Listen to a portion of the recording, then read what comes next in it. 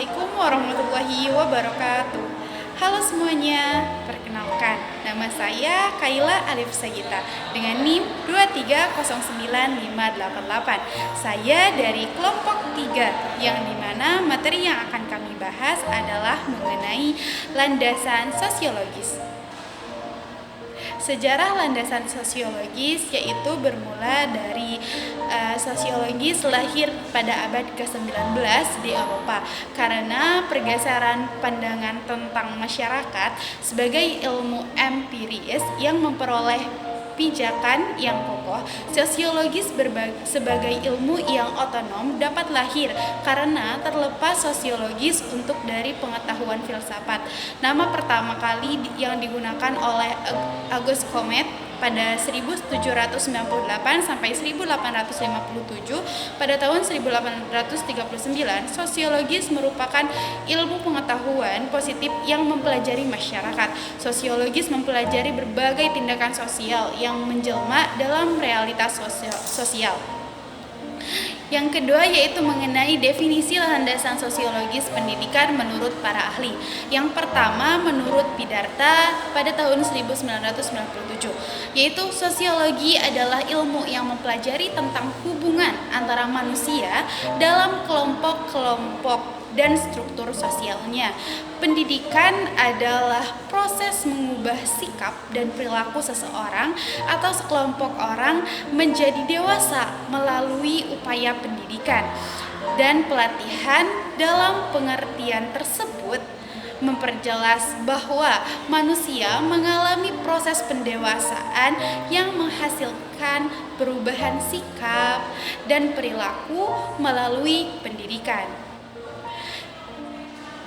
Yang kedua yaitu menurut Yatimah pada tahun 2017, landasan sosiologis pendidikan adalah suatu seperangkat asumsi yang bersumber dari hasil studi disiplin sosiologi yang dijadikan titik tolak dalam rangka praktek pendidikan.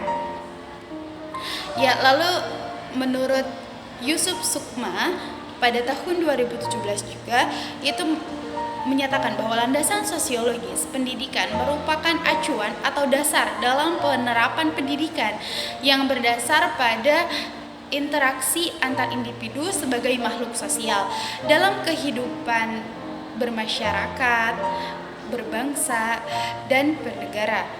Landasan sosiologis ini mengkaji tentang sosiologi untuk guru, sekolah, dan sosiologi mengajar. Sejarah munculnya landasan sosiologis pendidikan yang bermula dari Lester Frank Ward yang dimana ia adalah seorang pencetus gagasan yang menimbulkan studi baru tentang sosiologi pendidikan. Gagasan tersebut muncul dengan idenya tentang evolusi sosial yang realistik dan memimpin perencanaan kehidupan pemerintahan untuk lebih baik lagi.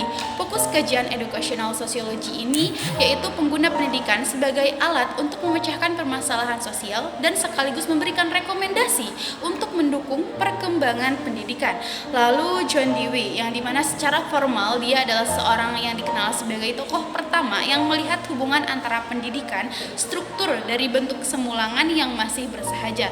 Yang ketiga yaitu George Finney RJ, ia menjelaskan bahwasanya sosiologis pendidikan merupakan sebuah ilmu pengetahuan yang menjadi salah atau mean untuk mendeskripsikan dan menjelaskan institusi, kelompok sosial, dan proses sosial yang merupakan hubungan sosial antara individu yang memperoleh pengalaman yang terorganisasi. Teori-teori landasan sosiologis pendidikan. Yang pertama yaitu teori struktural fungsional. Ciri utama teori ini adalah adanya kepercayaan pandangan tentang berfungsinya secara nyata struktur yang berada di luar dari pengamat. Yang kedua yaitu teori konflik, teori yang memandang bahwa perubahan sosial tidak terjadi melalui proses penyesuaian nilai-nilai yang membawa perubahan, tetapi terjadi akibat suatu konflik yang menghasilkan kompromi-kompromi yang berbeda dengan kondisi semula. Yang ketiga yaitu mengenai teori fenomenal pendidikan, yaitu menghendaki adanya sejumlah asumsi yang berlainan dengan cara yang digunakan untuk mendekati perilaku orang dengan maksud menemukan fakta atau penyebab. Yang empat yaitu teori interaksi simbol. Titik-titik tolak pemikiran interaksi simbolik berasumsi bahwa realitas sosial sebagai proses dan bukan suatu yang bersifat statis. Materi selanjutnya yaitu mengenai pola-pola landasan sosiologis pendidikan. Yang pertama yaitu pola nomotetis, yaitu mengutamakan fungsi dimensi tingkah laku yang bersifat normatif atau nomotetis daripada fungsi tingkah laku ideografis. Yang kedua yaitu pola ideografis. Sebagai personalisasi, peran kita yaitu membantu seseorang untuk mengetahui dan mengembangkan tentang apa yang ingin diketahuinya atau yang ingin dikembangkannya. Yang ketiga yaitu pola transaksional, yaitu pola kegiatan yang mengutamakan keseimbangan berfungsinya dimensi, tingkah laku nomotetis, dan ideografis. Tujuan landasan sosiologis pendidikan yaitu yang pertama adalah sebagai analisis proses sosialisasi, yang kedua sebagai analisis kedudukan pendidikan dalam masyarakat, sebagai analisis interaksi sosial di sekolah dan antar sekolah dengan masyarakat, yaitu selanjutnya itu sebagai dasar untuk menentukan tujuan pendidikan, lalu ada sebagai sosiologis terapan, dan yang terakhir yaitu sebagai latihan bagi petugas pendidikan. Materi selanjutnya yaitu mengenai fungsi landasan sosiologis pendidikan. Fungsi landasan sosiologis pendidikan yaitu untuk mengembangkan fungsi ilmu pengetahuan seperti pemahaman eksplanasi, prediksi, dan utilasi, yaitu melalui pengkajian tentang keterkaitan tentang fenomena sosial dan pendidikan dalam rangka mencari model-model pendidikan yang lebih fungsional dalam kehidupan masyarakat ini. Lalu yang ada pokok-pokok penelitian sosiologis pendidikan, yaitu yang pertama hubungan sistem pendidikan dengan aspek lain dalam masyarakat, yaitu seperti fungsi pendidikan dalam kebudayaan, lalu ada hubungan antara sistem pendidikan dengan proses kontrol sosial dan sistem kekuasaan.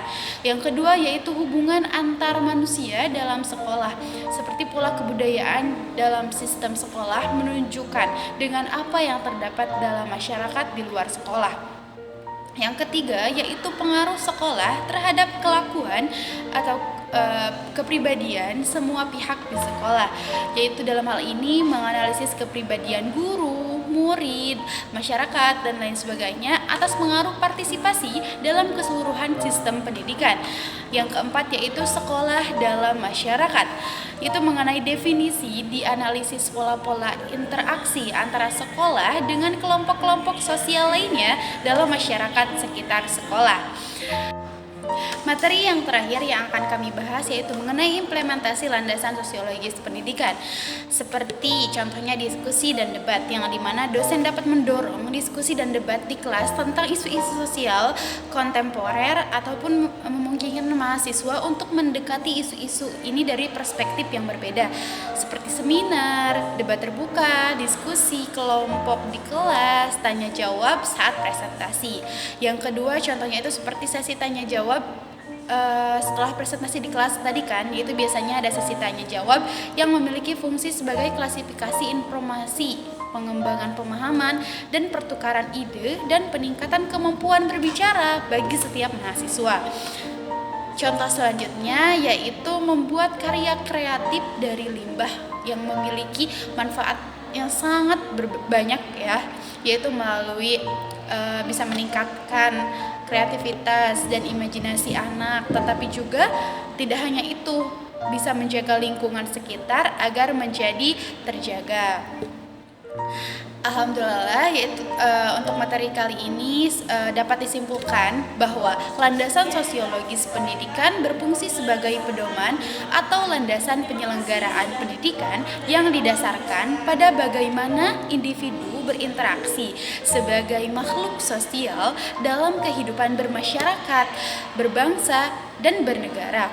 Landasan sosiologis pendidikan ini juga berfokus pada pendidikan sosiologi, lembaga sosiologi, dan sosiologi bagi pendidik. Sosiologis sangat dibutuhkan dalam dunia pendidikan karena sosiologi memberikan petunjuk kepada guru bagaimana membimbing siswa ataupun mahasiswa agar dekat, harmonis, dan baik dengan teman sebayanya. Ada 3 pola sosial pendidikan, yaitu pola nomotetis, pola ideografis, dan pola transaksional. Sekian dari saya, mohon maaf apabila ada kekurangan. Saya harap rekan-rekan bisa mensubscribe dan juga like video ini. Terima kasih. Wassalamualaikum warahmatullahi wabarakatuh.